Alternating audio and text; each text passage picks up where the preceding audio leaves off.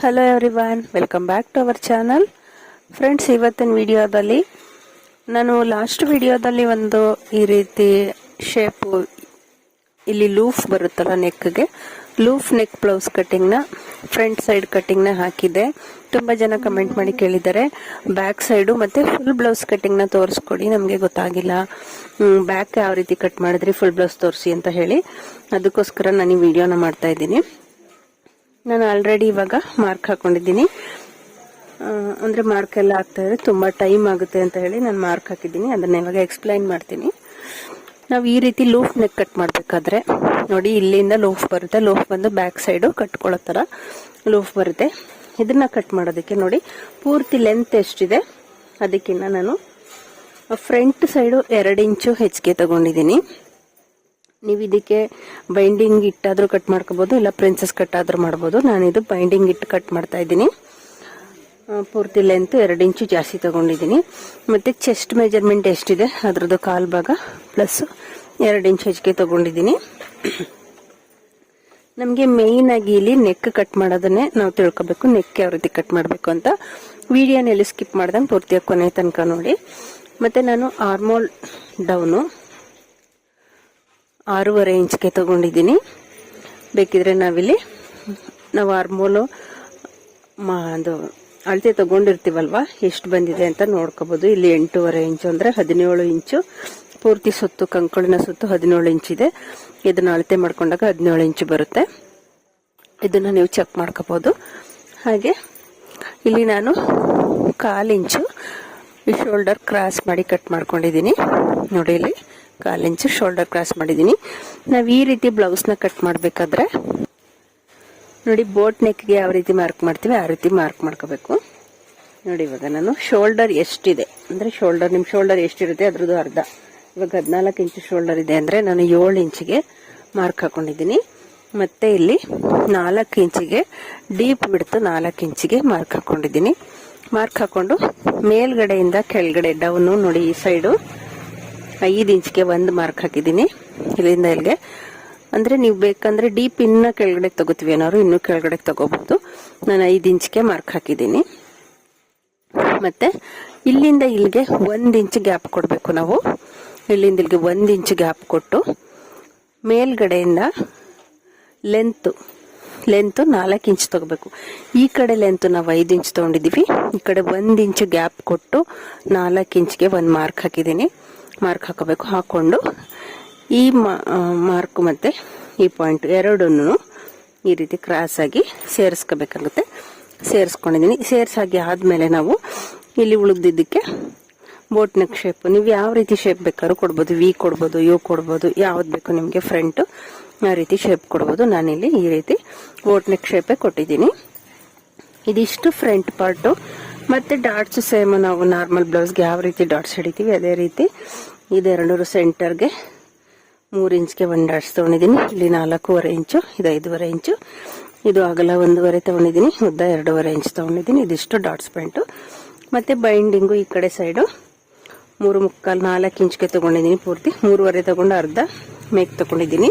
ಈ ಕಡೆ ಸೈಡು 3 ಇಂಚ್ಗೆ ತಗೊಂಡಿದ್ದೀನಿ. ಇದಿಷ್ಟು ಫ್ರಂಟ್.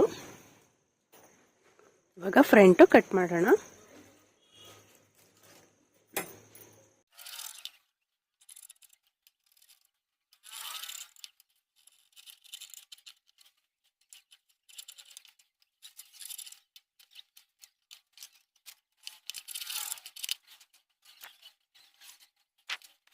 ಫ್ರಂಟ್ ಕಟಿಂಗ್ ಮಾಡ್ಕೊಂಡಿದ್ದಾಗಿದೆ. ಇವಾಗ ಬ್ಯಾಕ್ ಸೈಡ್ ಕಟಿಂಗ್ ನ ಮಾಡ್ಕೊಳ್ಳೋಣ. ಫ್ರೆಂಡ್ಸ್, ಹೊಸದಾಗಿ ಏನಾದ್ರೂ ನನ್ನ ಚಾನಲ್ನ ನೋಡ್ತಾ ಇರೋ ದಯವಿಟ್ಟು ಸಬ್ಸ್ಕ್ರೈಬ್ ಮಾಡ್ಕೊಳ್ಳಿ. ಕೆಳಗಡೆ ಕಾಣ್ತಾ ಇರೋ ಬೆಲ್ ಐಕನ್ನ ಟಚ್ ಮಾಡಿ. ಹಾಗೆ ಇದರಲ್ಲಿ ಆಲ್ ಅಂತ ಇರುತ್ತೆ, ಅದನ್ನ ಟಚ್ ಮಾಡಿ. ಇದರಿಂದ ನಾನು ಯಾವುದೇ ಹೊಸ ವಿಡಿಯೋ ಹಾಕಿದ್ರು ನಿಮಗೆ ಫಸ್ಟ್ ನೋಟಿಫಿಕೇಶನ್ ಬರುತ್ತೆ. ನನ್ನ ಎಲ್ಲಾ ವಿಡಿಯೋಗಳನ್ನು ನೀವು ನೋಡಬಹುದು.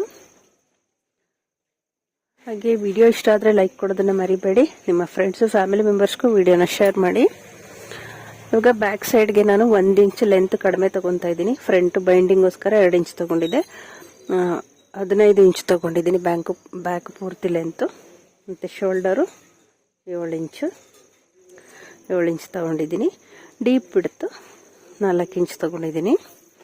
ಇವಾಗ ಕಂಕುಳಿನ ಸುತ್ತಳತೆಗೆ ನಾವು 6.5 ಇಂಚ್ಗೆ ಮಾರ್ಕ್ ಮಾಡಿದ್ದೀನಿ.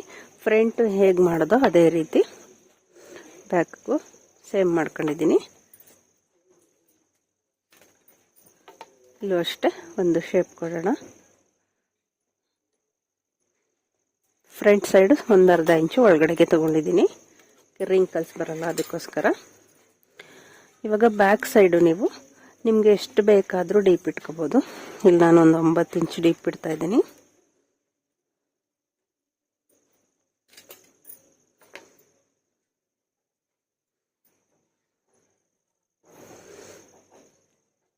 ಬ್ಯಾಕ್ ಸೈಡು ನಿಮ್ಗೆ ಏನು ಡಿಸೈನ್ ಬೇಕು, ಏನು ಬೇಕಾದರೂ ಇಟ್ಕೊಳ್ಳಿ. ನಿಮ್ಗೆ ಏನು ಡಿಸೈನ್ ಬೇಕು ಅದನ್ನ ಇಟ್ಕೋಬೋದು.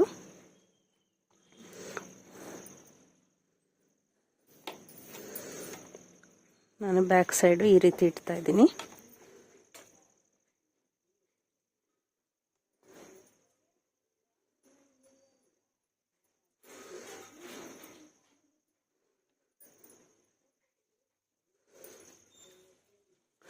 ಈ ಥರ ಮಾಡ್ಕೊಂಡಿದ್ದೀನಿ ಬ್ಯಾಕ್ ಸೈಡು. ಇಲ್ಲಿಗೊಂದು ಡಾಟ್ಸ್ ಹಾಕಬೇಕಷ್ಟೆ. ಕೆಳಗಡೆ ಅರ್ಧ ಇಂಚು ಸ್ಟಿಚಿಂಗ್ ಮಾರ್ಜಿನ ಬಿಟ್ಟು 4.25 ಇಂಚು, ಅಂದರೆ ನಾವಿಲ್ಲಿ ಬ್ಯಾಕ್ ಡೀಪ್ ಎಷ್ಟಿಟ್ಟಿರ್ತೀವಿ ಅದಕ್ಕಿಂತ ಡೌನ್ಗೆ ಇಟ್ಟರೆ ಸಾಕು. ಇದು ಡೀಪ್ಗಿನ್ನ ಮೇಕ್ ಹೋದರೆ ಅಷ್ಟು ಚೆನ್ನಾಗಿ ಕಾಣಿಸೋದಿಲ್ಲ ಬ್ಲೌಸು, ಅದರಿಂದ ಕೆಳಗಡೆಗೆ ಇಟ್ಕೊಳ್ಳಿ. ಇದಿಷ್ಟು ಬ್ಯಾಕ್ ಮಾರ್ಕಿಂಗು.